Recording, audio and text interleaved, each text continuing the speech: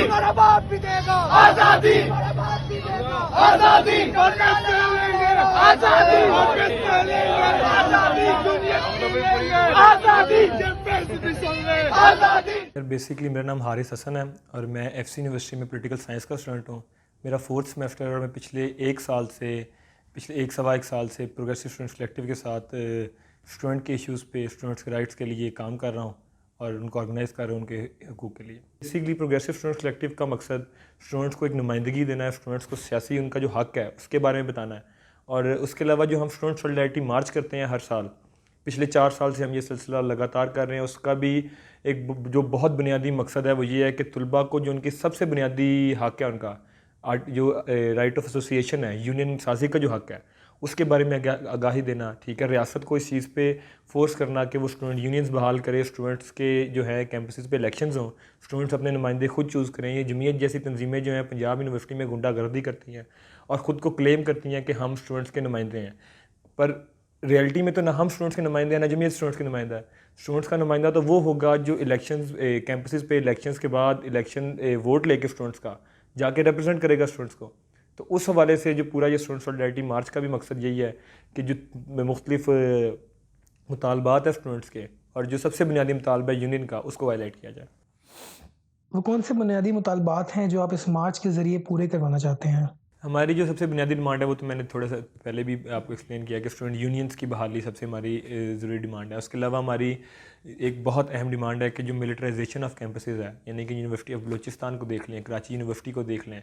वहाँ पे FC, frontier corps और रेंजर्स की पूरी छावनी है। वो बच्चों को जब वो कैंपस पे आते हैं चेक भी वही करते हैं, ठीक है, बच्चों की तलाशी भी वही लेते हैं, ठीक है। बच्चों को एक ऐसे दहशतज़दा माहौल में रखा गया है कि उनका किसी भी किस्म का कोई प्रोडक्टिव एक्टिविटी उनसे एक्सपेक्ट करना मतलब कि बहुत बड़ी एक्सपेक्टेशन है कि वो हर जगह हर साइड पे बंदूकें देख रहे हैं, एफसी के नौजवान देख रहे हैं, रेंजर्स के जवान देख रहे हैं जो तैनात हैं उनको सिक्योरिटी देने के लिए। और वो सिक्योरिटी किस तरह की दे रहे हैं कि पिछले 20 दिन से बलूचिस्तान यूनिवर्सिटी में धरना चल रहा है, तमाम बलूचिस्तान के तालीमी इदारे बंद हैं कि एफसी ने 2 स्टूडेंट्स को अगवा किया है ऑन कैंपस से। और जब उनके पास जाके पूछा गया कि ये स्टूडेंट्स कहाँ पे हैं, तो वो आगे से कहते हैं कि लाइट गई हुई थी, हमें नहीं पता। वो यूनिवर्सिटी छावनी है एफसी की और उस यूनिवर्सिटी के गर्ल्स हॉस्टल्स के वॉशरूम्स के अंदर एफसी ने कैमरास लगाए हुए हैं और एट दी एंड वो कहते हैं कि हमें नहीं पता बच्चे कहाँ गए हैं। तो ये हमारी बहुत बुनियादी डिमांड है कि जो मिलिटराइजेशन ऑफ कैंपसेस है, ठीक है, जो ये किसी भी सिक्योरिटी इदारे का किसी भी कैंपस में मौजूद होना, ये इंतहाई नाकाबिल बर्दाश्त है और इसको फुल फौर ख़त्म किया जाए। उसके अलावा सेक्शुअल हरासमेंट कमेटीज़ की हमारी जो बुनियादी डिमांड है वो इस तरह से है कि हम चाहते हैं जो सेक्शुअल हरासमेंट कमेटीज़ एग्जिस्ट कर रही हैं कैंपसेस पे, उनके अंदर तलबा और स्पेशली तालबात की जो नुमाइंदगी है वो यकीनी बनाई जाए। क्योंकि एट दी एंड कोई स्टूडेंट हरासमेंट करता है, कोई स्टूडेंट किसी फीमेल अपने उसको हरास करता है, तो उसके लिए तो एडमिन का बड़ा आसान हल है कि वो रेस्टिगेट कर देते हैं, सस्पेंड कर देते हैं। लेकिन वही हरासमेंट जब किसी एडमिनिस्ट्रेशन के बंदे की तरफ से होती है, वो किसी स्टाफ के बंदे की तरफ से होती है, वो किसी प्रॉक्टर की तरफ से होती है, वो किसी भी यानी कि उस तरीके से इंस्ट्रक्टर की तरफ से होती है, तो उस पर एडमिनिस्ट्रेशन खामोश है क्योंकि उनके अपने लोग हैं और वो अपने लोगों को प्रोटेक्ट करते हैं। तो उस वजह से हमारी डिमांड है कि सेक्शुअल हरासमेंट कमेटीज़ में तालिबात की जो नुमाइंदगी है वो यकीनी बनाई जाए। उसके अलावा फ़ी हाइक्स की हमारी डिमांड है, पीएमसी एक्ट के ख़िलाफ़ हमारी डिमांड है कि एमडी कैड के नाम पे जो बेज़ाब्तियाँ हुई हैं पिछले 2 से 3 साल में, पीएमसी एक इलीगल एक्ट है क्योंकि तालीम जब सूबाई एक चीज़ है, ठीक है, तो आप एक ऐसा इदारा बना रहे हो पीएमसी जो कि एक फेडरल उस चीज़ को लेकर चलता है और बच्चों से इम्तिहान लेता है। और हमने देखा है पिछले 1.5-2 साल में पीएमसी से तंग बच्चों ने किस तरह रजिस्ट किया है, कोयटा में, इस्लामाबाद में, लाहौर में, ऑल ओवर पाकिस्तान रजिस्ट किया उन्होंने इस चीज़ के लिए। यकजहती मार्च और आपकी जद्दोजहद को 3 से 4 साल हो चुके हैं। क्या मुल्की हुकूमत इससे मुतासिर हुई है? अब जब हमने 19 में जब किया था स्टूडेंट सॉलिडारिटी मार्च, तब तकरीबन तमाम वज़रा की तरफ से, वज़ीर-ए-आज़म पाकिस्तान की तरफ से और तकरीबन जितने भी मेन स्ट्रीम में लोग नज़र आते हैं, सब ने ट्वीट्स किए थे, सब ने यानी कि अपनी सपोर्ट की थी कि हम चाहते हैं कि यूनियंस बहाल हों। लेकिन एट दी एंड होता ये है कि जो पोलिटिकल पार्टीज़ नौजवानों को इस्तेमाल करके, अब पीटीआई का हुकूमत में आने का सबसे बड़ा जो क्रेडिट जाता है वो आईएसएफ को जाता है। इंसाफ स्टूडेंट फेडरेशन ने वो काम किया जो पीटीआई की बाकी जो सियासी वर्कर्स हैं वो नहीं कर सके। इन्होंने जो जलसा भी हुआ मीनार पाकिस्तान वाला, वो आईएसएफ ने किया था। अब जब भी हमारी ये देखते हैं कि मेन स्ट्रीम पोलिटिकल पार्टीज़ हैं ये यूथ को इस्तेमाल करती हैं, ठीक है, एमएसएफ के नाम पे, पीएसएफ के नाम पे, आईएसएफ के नाम पे, और एट दी एंड जब वो खुद हुकूमत में आती हैं तो इनके अपने हुकूमत के लिए ख़तरा बन जाता है स्टूडेंट यूनियंस को बहाल करना। कि अगर स्टूडेंट्स यानी कि यूनाइटेड होंगे, स्टूडेंट्स के पास रिप्रेजेंटेशन होगी, तो वो इनकी बातें इनके हाथों इस्तेमाल नहीं होंगे, वो अपने हकूक़ के लिए निकलेंगे। तो ये वो चीज़ें मेरे ख्याल में जो देखनी पड़ेंगी। और उसके अलावा जो से पुश जो प्रेशर आता है स्टूडेंट यूनियन के ख़िलाफ़, क्योंकि at the end student unions ban करने वाला भी एक डिक्टेटर ही था, एक मिलिट्री डिक्टेटर था। और उसके बाद जितनी भी उसके बाद रजीम्स आई हैं, उनमें से किसी की ये कोशिश नहीं रही, प्रायोरिटी नहीं रही कि वो स्टूडेंट यूनियंस बहाल करें। क्योंकि हमारे मुल्क में आप देखते हैं जमहूरियत एक हद तक ही है ना, कि जमहूरियत का वो नाम ज़रूर ले लेते हैं वोट लेने के लिए, वोट को इसको इज़्ज़त दे दो, वोट को इज़्ज़त दे दो, इसको इज़्ज़त दे दो। लेकिन जब बात आती है कि स्टूडेंट यूनियंस एक्चुअली बहाल करनी है, तब ये सब जो है अपने मुफादात को देखते हैं, स्टूडेंट्स की बात कोई भी नहीं करता। और उसमें मेरे ख्याल में जो सबसे बेहतरीन अमल हुआ है स्टूडेंट सॉलिडारिटी मार्च का, वो रियासत पे शायद उतना फ़र्क ना पड़ा हो जितना स्टूडेंट्स के अंदर शऊर पैदा करने में उसमें हेल्प किया है। कि अब हम देखते हैं कि स्टूडेंट्स हर साल खुद रीच आउट करते हैं, खुद अप्रोच करते हैं। यानी कि इस साल प्रोग्रेसिव स्टूडेंट्स कलेक्टिव ने 10 शहरों में स्टूडेंट सॉलिडारिटी मार्च किया, और उनमें से काफ़ी ज़्यादा साथी इस तरह के भी थे जिन्होंने खुद रब्ता किया, कहा कि हम इस चीज़ को लेकर चलना चाहते हैं, हम समझते हैं यूनियंस कितनी ज़रूरी डिमांड है, हम समझते हैं सेक्शुअल हरासमेंट कमेटीज़ का फंक्शनल होना, फ़ाल होना कैंपस पे कितनी ज़रूरी डिमांड है, हम समझते हैं मिलिटराइजेशन ऑफ कैंपसेस को खिलाफ एक सबसे ज़रूरी डिमांड है, तलबा सीरान को रिहा करने की हमारी इतनी ज़रूरी डिमांड है। तो अब यानी कि मुझे लगता है कि कोविड के दौरान स्पेसिफिकली जितना स्टूडेंट्स पोलिटिसाइज हुए हैं अपने मसलों को लेके, जितना स्टूडेंट्स जो हैं अपने मसलों को समझे हैं, मेरे ख्याल में वो खुद बजाते खुद एक बहुत बड़ी कामयाबी है स्टूडेंट सॉलिडारिटी मार्च की, प्रोग्रेसिव स्टूडेंट्स कलेक्टिव की। क्या आपने किसी सियासी ओहदेदार तक रसाई हासिल करने की कोशिश की ताकि स्टूडेंट्स यूनियन दोबारा एक्टिव हो सके? बिल्कुल, जब हमारा 2019 में हुआ था मार्च, तब हमने तमाम यानी कि पॉलिटिकल पार्टीज़ को भी किया था, उस तरीके से अप्रोच किया था। सिंध असम्बली में हमने बिल भी पेश करवाया था स्टूडेंट यूनियंस का, जो कि हमने खुद ड्राफ्ट किया था। उसके अलावा हमने इस तरह के यानी कि जो भी जिस भी मौके पे हमें लगा है बेहतर सब, क्योंकि एट द एंड बात वही है ना कि मेन स्ट्रीम पॉलिटिकल पार्टीज़ भी तो उस तरीके से मुखलिस नहीं है हमारे उस चीज़ को लेके, तो वो चीज़ देख के चलनी पड़ती है। लेकिन 2019 में हमने बिल्कुल किया था, और अब हमारी आगे भी कोशिश है कि हम एक राउंड टेबल कॉन्फ्रेंस में बुलाएं तमाम पार्टीज़ की, और उनके सामने ये बिल रखें, और उनको फिर उनसे फिर मुआहदा लें, उनके साथ एक डील करें कि आप जो है हमारा बिल जो है वो असम्बली में पेश करेंगे, ठीक है, और उस चीज़ को लेके चलेंगे। क्योंकि हर साल वही चीज़ हमें सुनने को मिलती है कि हम जी बहाल कर देंगे, लेकिन कोई कॉन्क्रीट उस तरीके से इन्होंने अभी तक चीज़ नहीं की, कोई सब्सटैंशियल चीज़ नहीं की। तो इस बार हमारी 2 प्रायोरिटीज़ हैं, एक तो हमने यूनियन का बिल जो है वो असम्बली से पास करवाना है, और दूसरी जो हमारी सबसे इंपॉर्टेंट इस बार की कैंपेन होगी कि जो एफिडेविट है साइन करवाती है यूनिवर्सिटी, तमाम यूनिवर्सिटी साइन करवाती हैं स्टूडेंट्स से एक एफिडेविट, जिस पे वो साइन करवाती हैं कि स्टूडेंट्स जो हैं वो किसी भी सियासी सरगर्मी का हिस्सा नहीं होंगे कैंपस पे, जो कि बाय इटसेल्फ एक पॉलिटिकल एक्ट है कि आप किसी इंसान से सिर्फ एक एफिडेविट की बुनियाद पे उसका सियासी हक किस तरह छीन सकते हो। कि आप एक बंदे से पहले साइन करवाओ, उसके आप सियासी सरगर्मी नहीं करोगे, उसके बाद आप उसका कोई भी हक मार लो, उससे हॉस्टल छीन लो, उससे आप फ़ीसें बढ़ा लो। यानी कि वो तो साइन कर बैठा है कि मैं सियासी हक अपना जो है वो बर्खास्त करके मैं आपकी यूनिवर्सिटी में एडमिशन ले रहा हूँ। तो इस पे हम इस बार तमाम हाई कोर्ट जितनी भी हैं पाकिस्तान की, उनमें हम रिट पिटीशन करेंगे इस एफिडेविट के ख़िलाफ़, और जो सियासी हक तलबा को हासिल होना चाहिए वो हासिल करने की कोशिश करेंगे। क्या पीटीआई हुकूमत आपका नज़रिया समझकर इसको हकीकत बना सकती है? देखिए, उस तरीके से तो यानी कि हम किसी पे भी वो नहीं करते, ट्रस्ट नहीं करते, या ये नहीं कह सकते कि ये अपनी मर्ज़ी से हमारे लिए कुछ करेगा। एट द एंड सियासत करते हैं हम, और हमें पता है कि अगर हम उनकी मजबूरी हैं, अगर हम उनकी ज़रूरत है तो वो करेंगे पास। अगर हम ग्राउंड पे इतना रजिस्ट कर रहे हैं, अगर आपने देखा है कि हमने बहुत ज़बरदस्त रजिस्ट किया ग्राउंड पे 26 नवंबर को, तो एट द एंड जब हम उनकी ज़रूरत बनेंगे तो उनको करनी पड़ेगी बहाल। और ये वो उस तरीके की चीज़ तो नहीं है कि वो हम हुकूमत किस तरह से है, कौन सी पार्टी है। एट द एंड हालात पे डिपेंड करता है कि क्या चीज़ होगी, क्या चीज़ नहीं होगी। और मेरे ख्याल में हम इस साल जितना प्रेशर बनाया हमने ऑलरेडी, और जितना प्रेशर हम आगे बनाने का सोच रहे हैं, क्योंकि बहुत ज़बरदस्त टीम हमारी इस टाइम तैयार है, हमारे 5 से 10 शहरों में चैप्टर्स मौजूद हैं, और हम ओवरऑल एक मुल्क गिर तहरीक का ऐलान भी करेंगे अभी जल्दी, और उसको लेके चलेंगे। और मेरे ख्याल में एट द एंड कोई भी पॉलिटिकल पार्टी अपनी मर्ज़ी से स्टूडेंट यूनियन से बहाल नहीं करेगी, उनको हमें मजबूर करना पड़ेगा, तो वो तभी करेंगे। एक तनकीद के मुताबिक सियासत में मुलविस तलबा अपनी तालीम का हर्ज कर लेते हैं, क्या इसमें कोई हकीकत है? यार, ये तो फिर वही बात है ना कि फिर आप वकला यूनियन बैन करें, क्योंकि वो वकला को प्रैक्टिस से डिस्टर्ब करते हैं। आप फिर क्लर्क यूनियन बैन करें, क्योंकि वो क्लर्क्स को अपना काम करने से, आप फिर सबसे सच फिर आप सबसे पहले टीचर यूनियंस बैन करें कि वो टीचर्स को शाउर देने में उसकी मुदाखलत करते हैं। वो टीचर्स को है जो जिसे कहते हैं कि बच्चे से ही पढ़ाएंगे नहीं, वो बाकी एक्टिविटीज़ में डाइवर्ट रहेंगे। तो ये मेरे ख्याल में एक उस तरीके का सवाल है कि अगर हम सिर्फ देखें कि हम बतौर एक तंजीम, हमारा जो पूरा काम है वो है कि हम तालीम को मेयारी तालीम लेना चाहते हैं हम स्टूडेंट्स के लिए। हम चाहते हैं कि तालीम सबके लिए हो। हम चाहते हैं कि तालीम जो है वो किसी अमीर का ना रहे, बच्चे की सिर्फ वो लग्जरी ना रह जाए। हम चाहते हैं कि एक गरीब का बच्चा, एक वर्किंग क्लास का बच्चा जो है वो भी तालीम हासिल कर सके। और जब हमारी जैसी तंजीमों के पास एक यूनियंस का प्लेटफॉर्म आएगा तो मेरे ख्याल में हम इसी चीज़ को ही लेके चलेंगे, क्योंकि एट दी एंड हर साल बाद आपने वोट मांगने जाना है स्टूडेंट से। जब आप स्टूडेंट से वोट मांगने जाओगे तो वो, और ये भी नहीं है कि आप इस तरह है कि कोई लाहिमल नहीं होगा, कोई पॉलिसी नहीं होगी बगैर किसी उसके लिए लेजिस्लेशन के ही आप यूनियंस जो है बहाल कर देंगे। आप उस लेजिस्लेशन में लिखें, आप सारी चीज़ें मेंशन करें कि बच्चों जो जीपीए एक सर्टन हद तक का जीपीए लें, जो बच्चे पढ़ाई में अच्छे हों, यानी कि एक थोड़ा सा चीज़ों को रेगुलराइज ही करना ना। उसका ये हाल तो नहीं है कि अब वो बच्चे, मतलब कि उस दिन मुझे कोई स्टूडेंट्स कह रहे थे कि स्टूडेंट यूनियंस जब आएंगे तो वायलेंस होगा, इलेक्शंस में वायलेंस होता है। तो आप खुद जर्नलिस्ट हैं, यानी कि आप इलेक्शंस की देखते हो कंपेन के कौन से छोटे इलाके में इलेक्शन जब होते हैं तो कत्लो गारत नहीं होती। कश्मीर में होती है, उकाड़ा में होती है, जितने भी पंजाब, सिंध, बलूचिस्तान, केपी,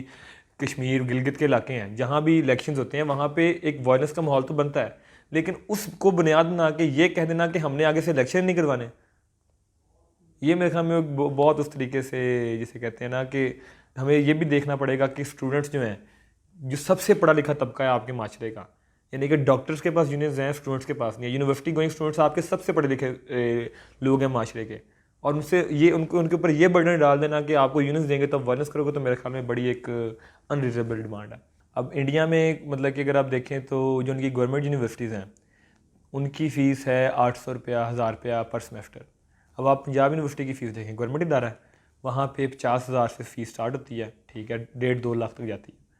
तो यानी कि ठीक है हम कहीं नहीं पहुँचे, लेकिन तालीम लेना तो हमारा बुनियादी हक़ है ना।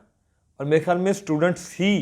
तालीम को एक अपनी प्रायोरिटी समझते हैं, क्योंकि बाकी प्रोफेशन तो पढ़ना है नहीं, वो तो ऑलरेडी पढ़ चुके हैं। तो अगर मेरे ख्याल में हमने तालीम को बेहतर बनाना है, ठीक है, बाकी सारी चीज़ों को एक साइड पर रखिए, अगर हमें तालीमी इंफ्रास्ट्रक्चर को बेहतर बनाना है, हमने तालीमी इदारों को बेहतर बनाना है, तो उनके लिए जो सबसे ज़रूरी चीज़ है मेरे ख्याल में वो स्टूडेंट यूनियंस है।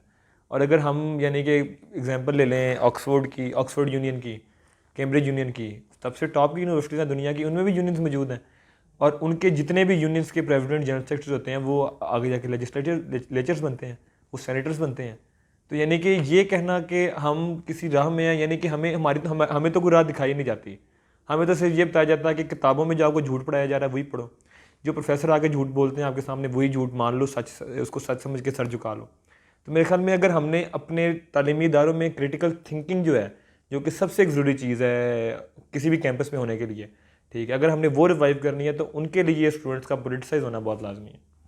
तलबा स्टूडेंट्स यूनियन में शिरकत क्यों करेंगे? जब इलेक्शंस का माहौल आता है, जब इलेक्शंस सर पे होते हैं तो तमाम सड़कों पे, तमाम हर जगह एक पता होता है कि इलेक्शंस आ रहे हैं। तमाम लोग मतलब कि रिगार्डलेस के वो वोट करेंगे या नहीं करेंगे, उनको एक एहसास होता है कि हमारे मुल्क में एक बहुत बड़ा चेंज आने वाला है, हमारे मुल्क की जो एडमिनिस्ट्रेशन है वो बदलने वाली है हमारे मुल्क में। यानी कि एट द एंड लोगों को ये ज़रूर पता होता है कि मेरे वोट डालने से फ़र्क ज़रूर पड़ेगा, कि मैं किसको वोट डालता हूँ, कौन बंदा जिसको मैं चूज़ करूँगा वो आएगा, क्योंकि वोट डालना सबसे यानी कि मेरे ख्याल में सियासी अमल है। और जब आपकी स्टूडेंट यूनियंस बहाल होंगी, पहले इलेक्शंस अनाउंस होंगे, वोटिंग होगी, और वोटिंग के अमल से जितने स्टूडेंट्स पोलिटिसाइज होंगे उससे फिर जुड़ जाती हैं लोगों की ज़रूरियात, लोगों की मजबूरियाँ जुड़ जाती हैं कि आपने एक ऐसे कैंडिडेट को चुन के वोट देना है जो आपके मसलों में बात करे, और हर स्टूडेंट के मसले फ़र्क हैं। तो वो चीज़ जो है मेरे ख्याल में सबसे पहले स्टूडेंट्स को पोलिटिसाइज़ करेगी, और वो एक नेचुरल प्रोसेस है। उसमें हमें किसी स्टूडेंट को जाके कहना नहीं पड़ेगा कि आप पॉलिटिक्स में पार्ट लो या आप ये करो। जो कंपेन कर रहे होंगे वो जाके वोट मांगेंगे, वो अपना मैनिफेस्टो लेके आएंगे, वो बताएंगे कि हम इन डिमांड्स पे, ये हमारी बुनियादी इक़दार है जिसकी बेस पे हम इलेक्शन लड़ रहे हैं। तो मेरे ख्याल में वो सारी चीज़ें होती हैं, मतलब कि जो एक कैंपस पे वो वाला माहौल क्रिएट करती हैं कि स्टूडेंट्स जो हैं वो अपने आप को किसी चीज़ का पार्ट समझते हैं, वो वोट डालते हैं, वो समझते हैं कि हम हकदार हैं, हम स्टेक होल्डर्स हैं। मुख्तलिफ इलाकों से आए तलबा के मौजूदा मसाइल को हल करने के लिए यूनिवर्सिटी एडमिन्स को आप क्या पैगाम देंगे? वो बेसिकली यही है ना कि जब भी स्टूडेंट्स बाहर से आते हैं सबसे पहली जो चीज़ वो फेस करते हैं वो रेशियल प्रोफाइलिंग फेस करते हैं। कि यानी कि अब आपने मतलब कि उस तरीके से देखा होगा कि जो पश्तून साथी हैं हमारे, ठीक है, उनको एक और नज़र से देखा जाता है, हमारे बलोच साथियों को बिल्कुल और नज़र से देखा जाता है, सिंधी साथियों को फेस करनी पड़ती हैं ये सारी चीज़ें। तो उस हवाले से यानी कि लेकिन एट द एंड जो मसला अब सब ने फेस करना है ना, जो लाहौर से नहीं है, वो है मसला हॉस्टल्स का, कि अब हॉस्टल्स में आपको किस तरह का माहौल दिया जा रहा है, हॉस्टल्स में सफाई है कि नहीं है, हॉस्टल मेस का खाना किस तरह का है, फ़ीस कितनी है हॉस्टल्स की। अब ये वो मसाइल हैं जो इकट्ठा करते हैं तमाम साथी जो जिस भी मुल्क में जिस भी शहर से आए हों, वो इस चीज़ पे इकट्ठे होते हैं कि हॉस्टल्स में तो सबने इकट्ठे रहना है।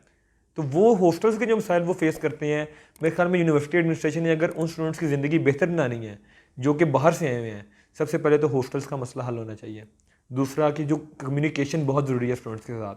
क्योंकि स्टूडेंट्स जो आते हैं, अब बलूचिस्तान के बोर्ड का आपको शायद हाल पता हो कि कोई तालीम नहीं देते बलूचिस्तान बोर्ड वाले, सिर्फ पेपर होते हैं वो भी फर्जी से और उस तरीके से। अब उन स्टूडेंट्स को बिल्कुल उनकी करियर काउंसलिंग की बहुत ज़रूरत होती है। उनको ये बताना बहुत ज़रूरी है कि यूनिवर्सिटी आपने किस तरह करनी है। उनको ये बताना बहुत ज़रूरी है कि आपने अब, क्योंकि उनके लिए वो जिस माशरे से आते हैं, और वो हमारे पंजाब में भी मेरे ख्याल में ज़्यादातर उस तरह का माशरा है कि बहुत सेग्रीगेशन है लड़कियों के साथ। तो यानी कि अगर आपने एक को कैंपस में स्टूडेंट्स को पढ़ाना है तो मेरे ख्याल में ये चीज़ भी कम्युनिकेट करना और बताना बहुत लाजमी है कि आपने अपोजिट सेक्स के साथ किस तरह इंटरेक्ट करना है, आपने उनके साथ किस तरह बातें करनी है। और यानी कि और जो डिजिटल चीज़ें हैं, अब लैपटॉप का इस्तेमाल सिखाना बहुत लाजमी है, फ़ोन का इस्तेमाल सिखाना बहुत लाजमी है।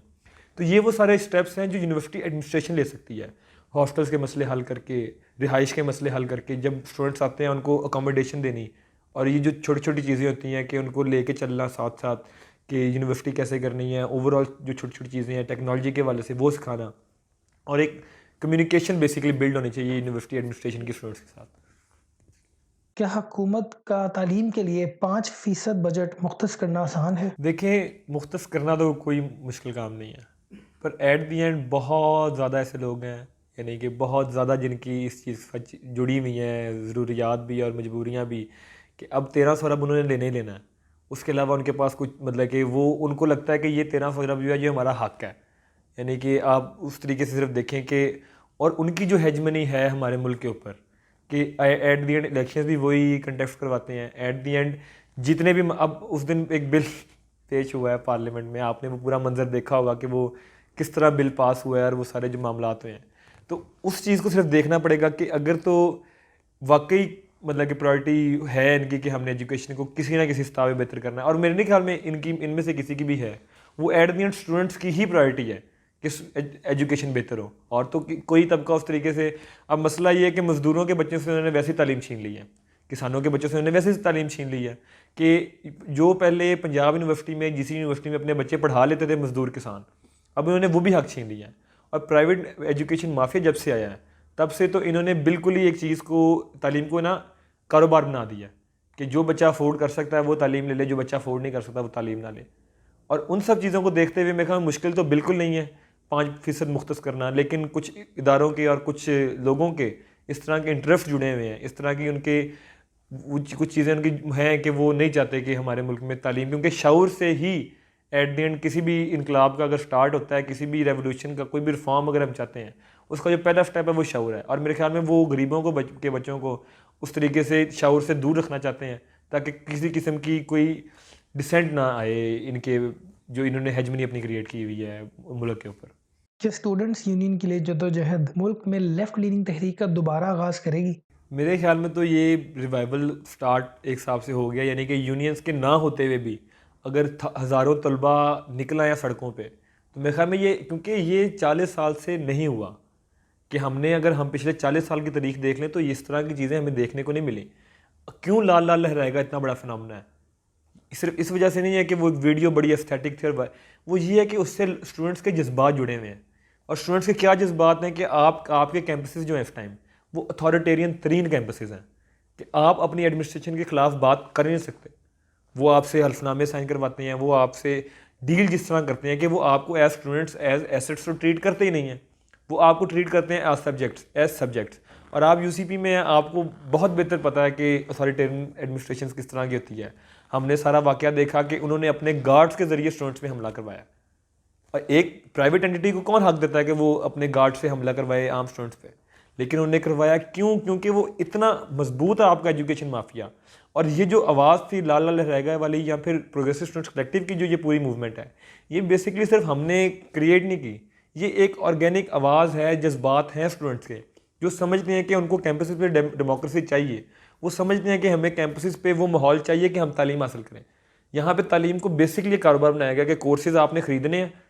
ठीक है, कोर्सेज़ ख़रीद के आपने वो उनकी पेमेंट करनी है, उन कोर्सेज़ की क्लासेस देनी है, बाद में वो आपको डिग्री देंगे 4 साल के इन्वेस्टमेंट के बाद। आप डिग्री लेके जाए किसी जॉब वाले के पास जाओगे, ठीक है, उसकी मर्ज़ी है वो आपको दे जॉब के ना दे, क्योंकि एट दी एंड जॉब्स भी कितनी वो क्रिएट की हैं हमारी रियासत ने। तो मतलब कि उस सब को देखते हुए कि ये एक चीज़ है कि अब स्टूडेंट्स का ये है कि वो कह रहे हैं कि अब हम एग्जिस्ट कर रहे हैं, हमें डेमोक्रेटिक कैंपसेस चाहिए, हमें हरासमेंट से पाक कैंपसेस चाहिए, हमें मिलिटराइजेशन से पाक कैंपसेस चाहिए, हमें कम फीसिस भी चाहिए,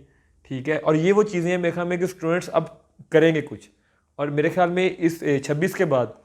स्टूडेंट्स ने एक क्लियर पैगाम दिया है कि अब वो अपने मसाइल पे खुद बोलेंगे और वो बिल्कुल भी यानी कि किसी किस्म का ट्रस्ट नहीं करेंगे किसी भी मेन स्ट्रीम पोलिटिकल पार्टी पे कि वो आएँ और स्टूडेंट्स के इश्यूज़ को हाईजैक करने की कोशिश करें। तो उस हवाले से देखा जाए तो मेरे ख्याल में सिर्फ ये स्टूडेंट्स की मूवमेंट ही नहीं, ये ओवरऑल लेफ्ट की मूवमेंट दोबारा रिवाइव भी हुई है और मेरे ख्याल में ये आगे किसी ना किसी सूरत में कामयाब भी होगी।